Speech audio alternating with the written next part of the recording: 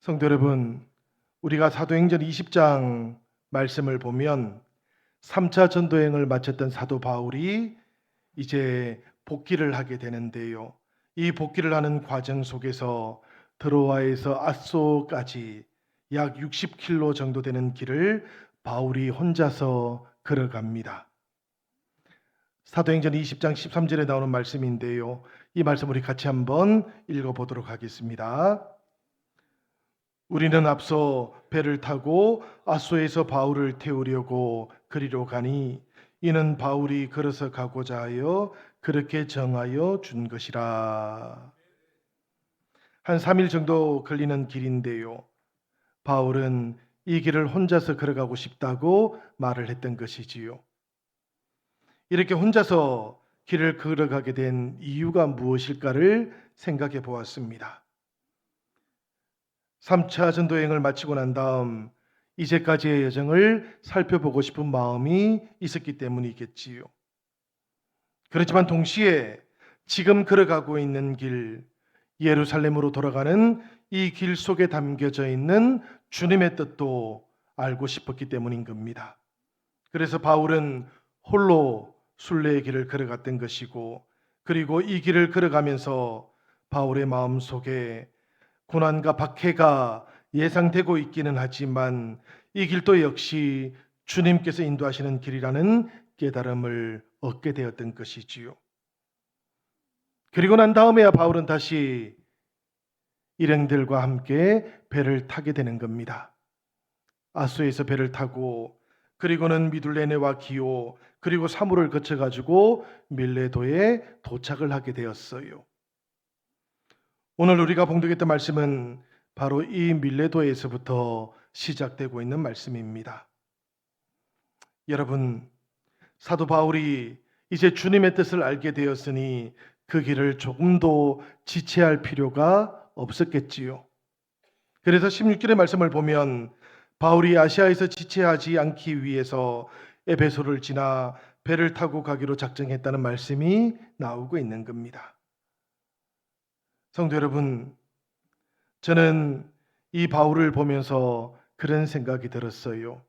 주님께서 부르시는 길, 성령께서 인도하시는 길, 그 길이 어떤 길이라고 할지라도 온전하게 순종하면서 걸어가는 바울의 모습, 바울의 선택, 이것이 바로 우리들의 선택이 되고 우리들의 결단이 되면 참으로 좋겠다는 그런 마음이 들었어요. 여러분들 모두가 늘 이 바울이 걸어갔던 길을 통해서 성령의 흔적도 만나시고 성령의 인도하심도 체험하시는 그런 사물이 되기를 기원드립니다. 밀레도에서 바울은 이제 에베소의 장로들을 초청해요. 만약이라도 이 길이 주님께서 작정하신 길이 아니었다면 사모에서 바울은 에베소로 갔겠지요. 그리고 그곳에서 주의 제자들을 만나고 격려한 다음에 다시 되돌아왔을 겁니다. 그런데 예루살렘으로 가는 이 길이 주님께서 부르시는 길이라는 것을 깨닫고 난 다음 바울은 사모를 지나왔어요. 에베소보다도 훨씬 더 아래쪽에 있던 밀레도까지 와 있었던 겁니다. 그리고는 이 밀레도에서 에베소의 장로들도 나오라고 했던 것이지요. 그렇게 바울은 사모에서 밀레도까지, 그리고 에베소의 장로들은 에베소에서 또 밀레도까지 이렇게 나와서 그곳에서 함께 만나게 되었던 거예요. 바울이 에베소의 장로들에게 부탁하는 것이 있습니다. 무엇인가 하면 목회자가 없던 에베소의 그리스도인들, 그리고 아시아 지방에 있던 성도들을 장로님들이 잘 보살펴 달라고 그렇게 당부를 하기 위함이었던 것이지요.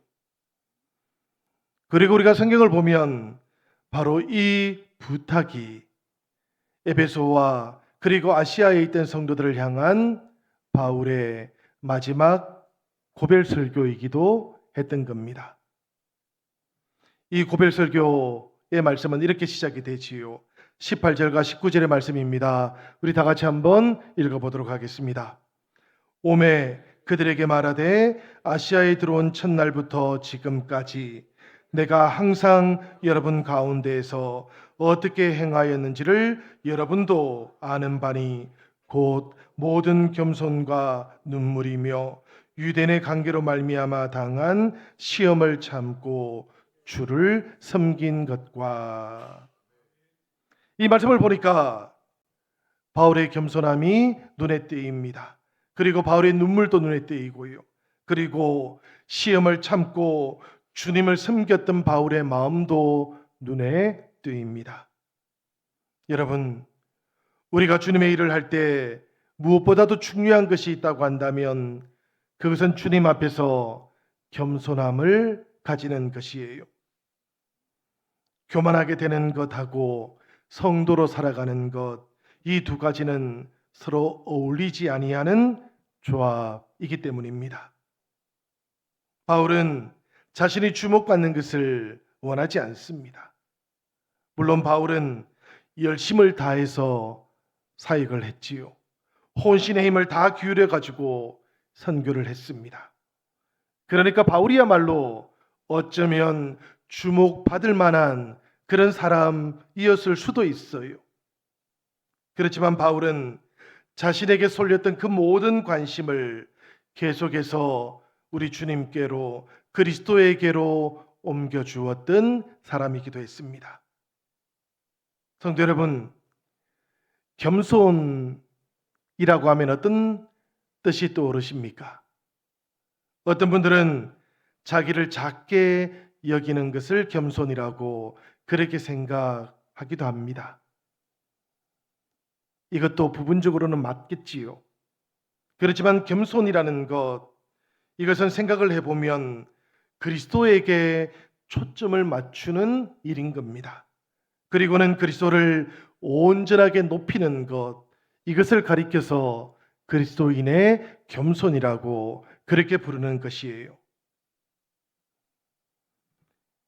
이번에 바울 성지 순례단이 이탈리아, 그리스 그리고 튀르키예를 다녀왔는데요.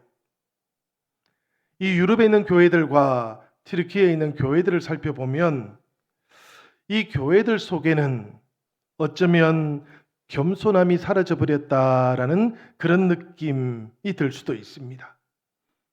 지금까지 우리가 방문하고 있는 교회들 혹은 유튜브를 통해서라도 살펴보는 그 교회들은 대부분이 다 왕들이 세운 교회이거나 혹은 왕과 같았던 교황 혹은 주교들이 세웠던 교회거든요.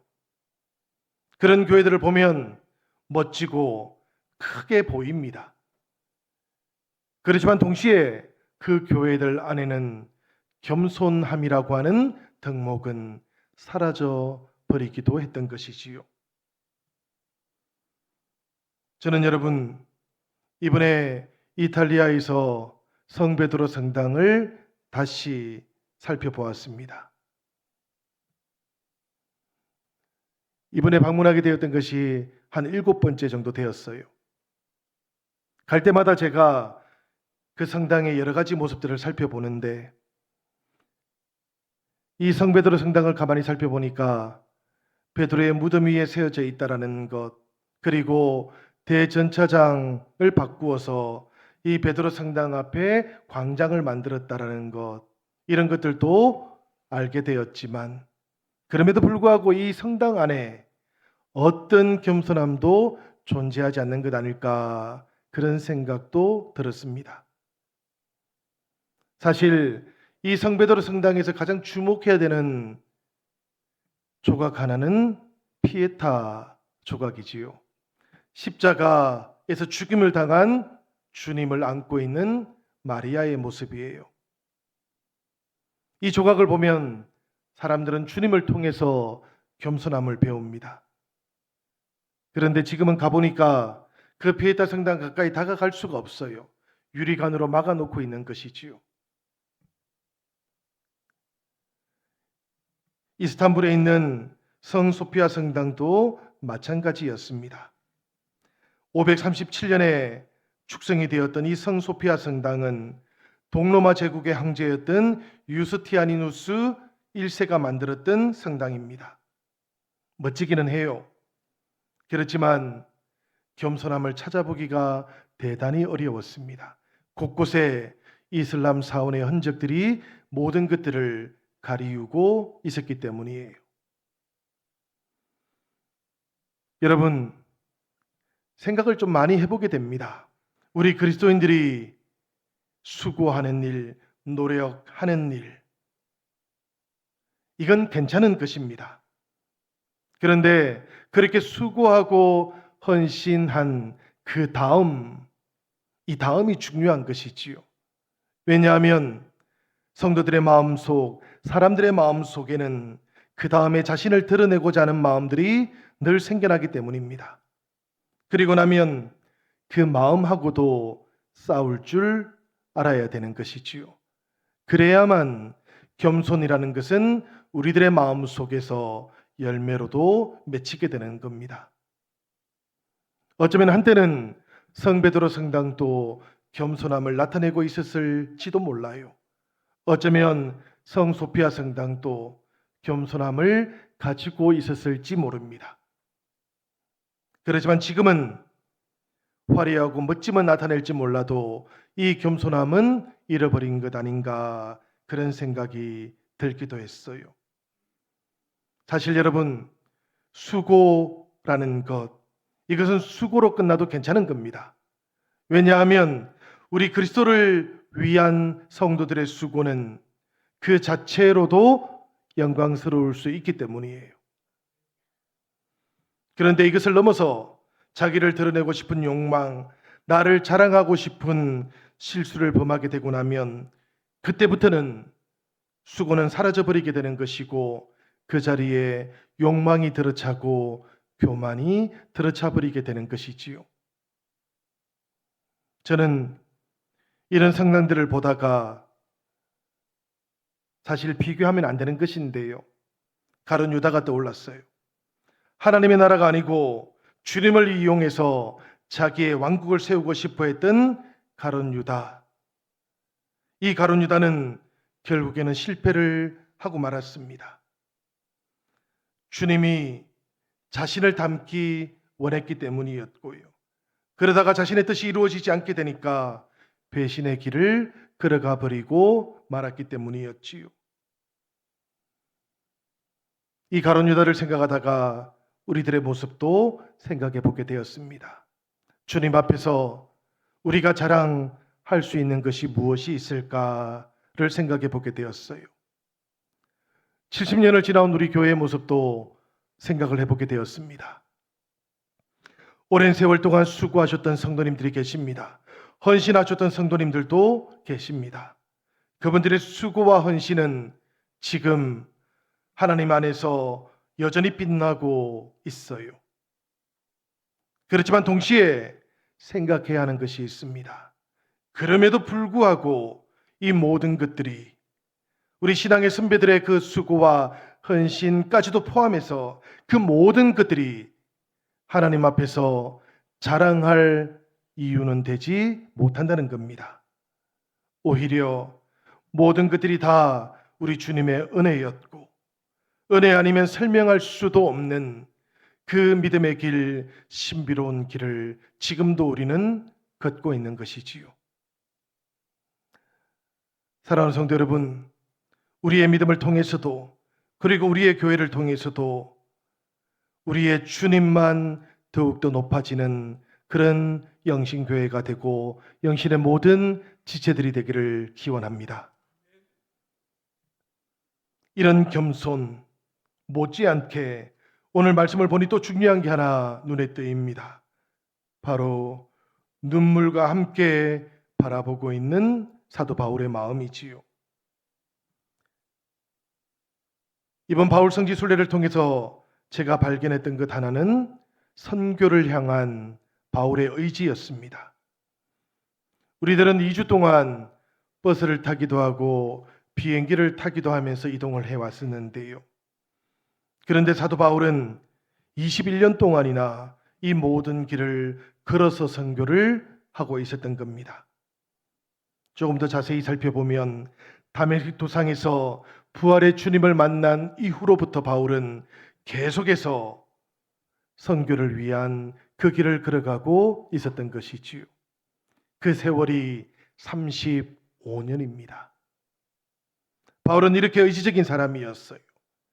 그런데 이렇게 의지적이었던 바울에게 눈물이 함께하고 있었습니다. 고린도서 2장 4절의 말씀은 이렇게 기록이 되어 있어요.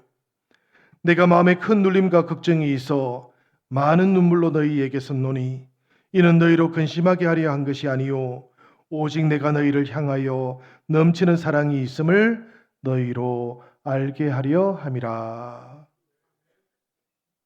이런 바울의 눈물이 오늘 우리가 읽었던 성경 말씀 사도행전 20장에도 나오고 있습니다.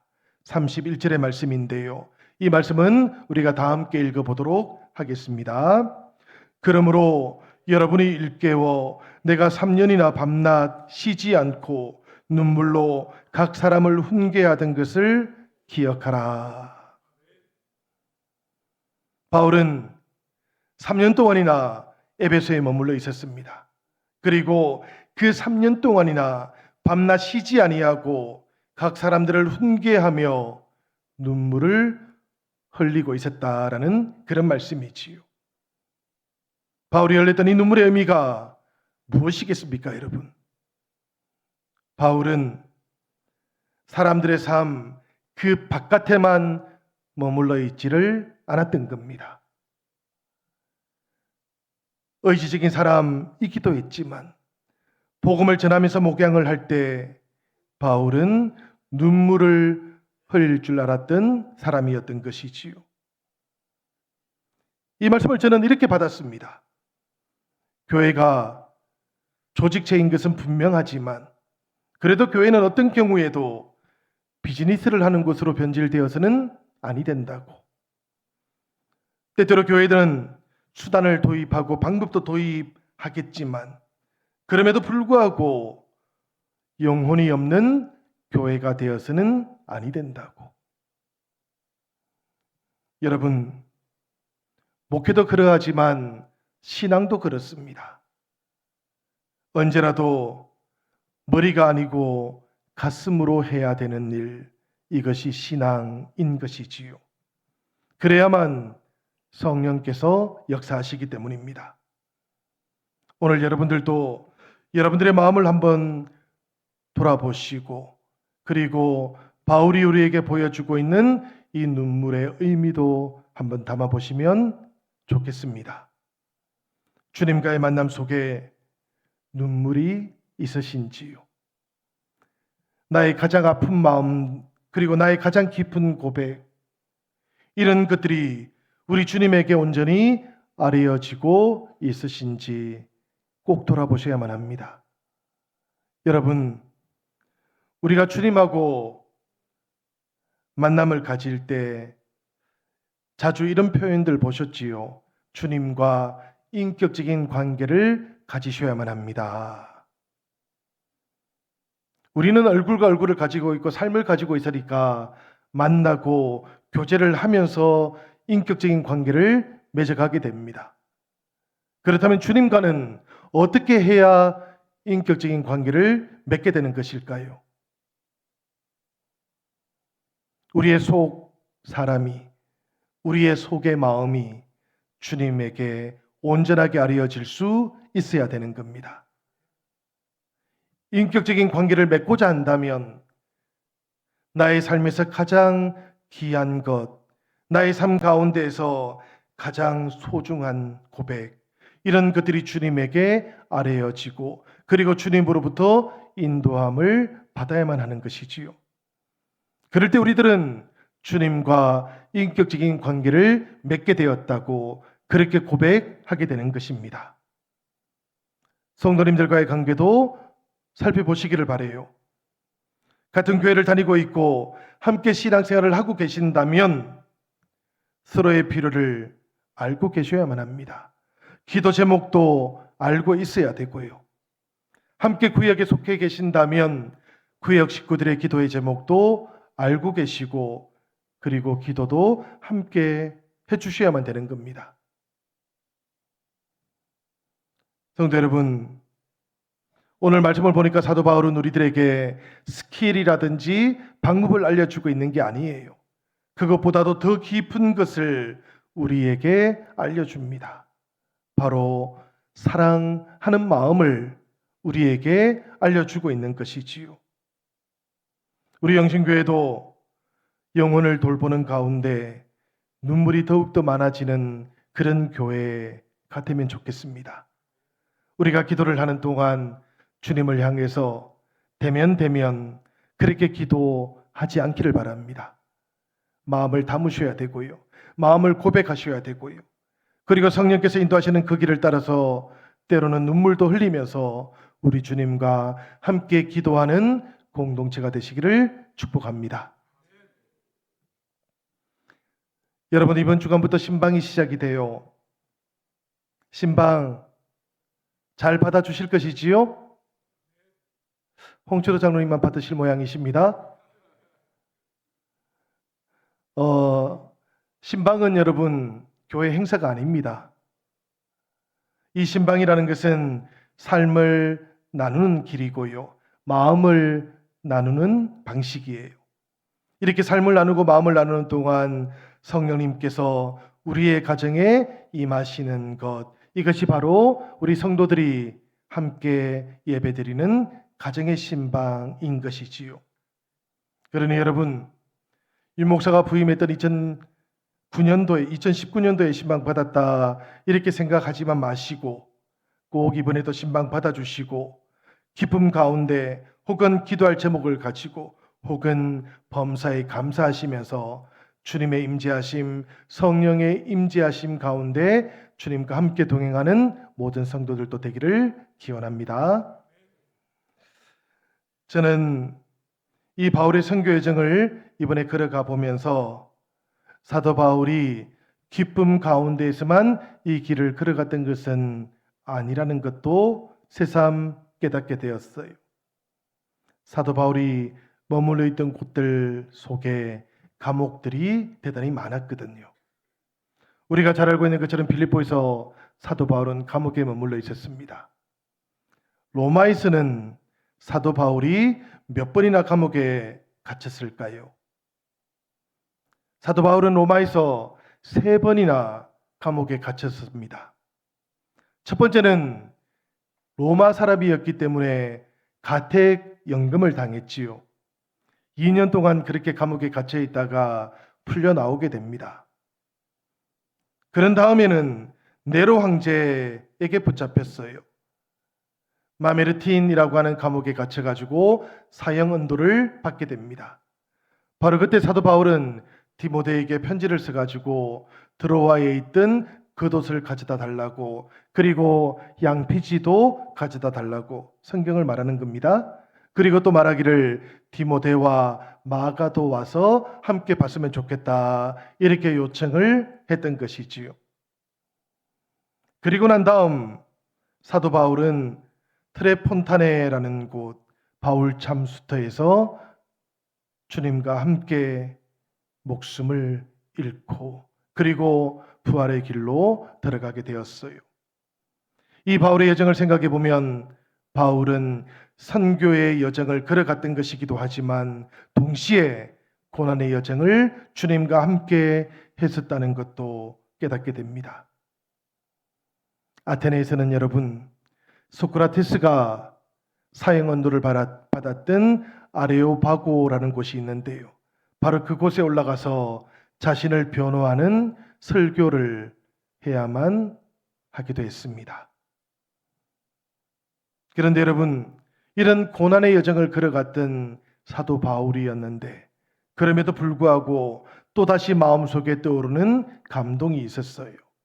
무엇인가 하면 사도 바울은 그 고난의 여정을 걸어가는 동안에도 하늘의 일을 계속해서 감당하고 있었다는 것입니다. 때때로 여러분, 하늘의 일을 땅에서 실현하는 것, 이것을 목회라고 그렇게 부르기도 합니다. 사도 바울은 이 일을 위해서 자신을 고난 가운데 내어놓았고, 그리고는 부활하신 주님과 함께 그 하늘의 일을 이 땅에서 온전하게 감당할 수 있었던 것이지요. 우리들도 이런 길을 걸어가 볼 수 있으면 참으로 좋겠습니다. 믿음의 길을 걸어가는 동안 우리들은 때때로 낙심을 만나게 되기도 하고 때로는 절망을 만나기도 할 겁니다. 때로는 오해를 받기도 하고 때로는 오해를 하기도 할 겁니다. 그렇지만 여러분, 그럼에도 불구하고 우리들 모두가 다시 이 복음을 위해서라면, 선교를 위해서라면 시시비비를 하나님께 온전히 맡겼던 사도 바울처럼 우리들도 시시비비를 따지는 사람들이 아니라 오히려 복음을 위해서 그 모든 것들 하나님께 온전하게 맡기고 복음을 전하면서 살아갈 수 있으면 좋겠어요. 우리들은 여러분 얼마나 시시비비에 민감합니까? 그렇지만 시시비비를 따지면 따질수록 복음을 전하는 길은 멀어지고 맙니다. 이것을 알았던 사도 바울이었기에 사도 바울은 그 모든 시시비비는 하나님께 맡겼고 그리고 자신은 오직 복음을 전하는 그 한 길을 걸어갈 수 있었던 것이지요. 그래서 여러분 말씀을 보니까 26절과 27절은 이렇게 말씀하고 있어요. 그러므로 오늘 여러분에게 증언하거니와 모든 사람의 피에 대하여 내가 깨끗하니 이는 내가 끓이지 않고 하나님의 뜻을 다 여러분에게 전하였습니다. 사도 바울 그가 걸어갔던 길을 한번 떠올려 볼 수 있으면 좋겠습니다. 여러분 우리들이 걸어가는 길은 사도 바울과 얼마나 다릅니까? 사도 바울은 이런 고백을 주님께 드리고 있지요. 내가 달려갈 길과 주 예수께 받은 사명 곧 하나님의 은혜의 복음을 증언하는 일을 마치려 하면은 나의 생명조차 조금도 귀한 것으로 여기지 아니하노라. 이런 고백이 가능했던 이유가 무엇 때문이겠습니까? 시시비비를 내려놓았기 때문입니다. 시시비비를 하나님께 맡겼기 때문이었어요. 그리고 자신은 오직 사명만을 바라보면서 걸어가기 시작했던 것이지요. 여러분 우리들도 모두가 다 주님으로부터 소명을 받은 사람들입니다. 소명을 받고 우리가 살아가고 있는 삶의 현장 가운데서 이 소명을 어떻게 이루어가면 좋을까 이것을 깨달은 사람들이 바로 자신의 사명도 깨달은 사람들이에요. 사도 바울은 주님께서 보내신 그 모든 자리들 가운데에서 자신이 받았던 소명이 사명으로 어떻게 바뀌어져야 하는지를 깨달았던 것이고 그리고는 그 사명을 온전하게 이루면서 선교의 여정을 걸어갔던 겁니다. 우리들도 모두가 다 하늘로부터 하나님께로부터 소명은 받은 사람들이에요. 이 소명이 나의 인생 가운데 나의 삶 가운데 어떻게 이루어질 수 있을 것인가를 발견한 사람은 사명도 깨달은 사람이고요. 아직까지 소명은 받았지만 사명을 깨닫지 못하신 분들은 자신의 삶을 돌아보시기를 바라요. 자신의 마음도 돌아보시기를 바라요. 그리고 하나님께서 주셨던 그 사명, 소명이 나를 통해서는 어떻게 다시 열매 맺어갈 수 있을 것인지를 돌아보시기를 바랍니다. 우리가 그렇게 믿음의 길을 걸어가고 은혜의 길을 걸어가기 시작하면 하나님의 은혜가 우리들과 함께 할 것이고 성령께서도 우리들의 모든 길을 인도해 주실 것입니다. 여러분, 저는 이 설교를 튀르키예에 있는 형제 자매들을 생각하면서 그렇게 준비를 했어요. 이탈리아 그리스 땅에 있는 형제 자매들은 얼핏 보면 모양은 다르지만 가톨릭이라든지 혹은 그리스 정교회를 통해서 지금도 여전히 복음 안에 있는 형제 자매들입니다. 그렇지만 튀르키예는 조금 다르지요. 소아시아 교회가 있던 그 모든 곳들 속에는 돌밖에 남아있지를 않고요. 그리고 그 땅에서 살아갔던 사람들의 후손들은 지금은 조금은 곁길로 나가 있습니다. 그들을 바라보면서 저는 두고 온 사람들이 생각났어요. 복음을 전하다가 멈추었던 사람들도 생각났고요. 형제 자매들도 생각이 났고요. 내 삶의 영역들 속에 있던 사람들이 떠올랐습니다. 그리고 에베소 교회를 향해 바울이 주고 있던 이 주님의 말씀도 떠올랐어요. 여러분들 모두가 이 사도행전 20장의 말씀을 통해서 에베소에 두고 온 제자들을 생각했던 바울의 마음을 여러분들의 마음 속에도 한번 담아보시기를 바랍니다. 그리고 사순절이 시작되는 이 한 주간 우리들도 두고 온 사람들 그들을 위해서 함께 기도해 주시고 그리고 함께 우리 주님의 복음을 온전하게 전하면서 그렇게 살아가는 영신의 모든 가족들이 되시기를 우리 주님 이름으로 간절히 축원드립니다.